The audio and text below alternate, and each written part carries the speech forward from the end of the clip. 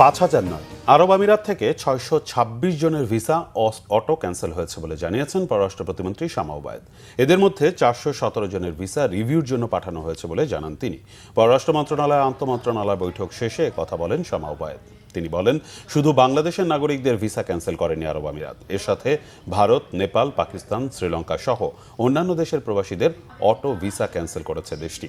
আইন বহির্ভূত কাজ সহ নানা কারণে এসব ভিসা ক্যান্সেল হয়েছে বলে দাবি পররাষ্ট্র প্রতিমন্ত্রীর। এদিকে ভিসা ক্যান্সেল হওয়া প্রবাসীদের সহায়তায় প্রবাসী কল্যাণ মন্ত্রণালয় হটলাইন চালু করা হবে বলে জানিয়েছেন প্রবাসী কল্যাণ প্রতিমন্ত্রী নুরুল হক নূর। ভিসার জন্য ফেক ডকুমেন্ট না দেওয়ার আহ্বান জানান দুই প্রতিমন্ত্রী।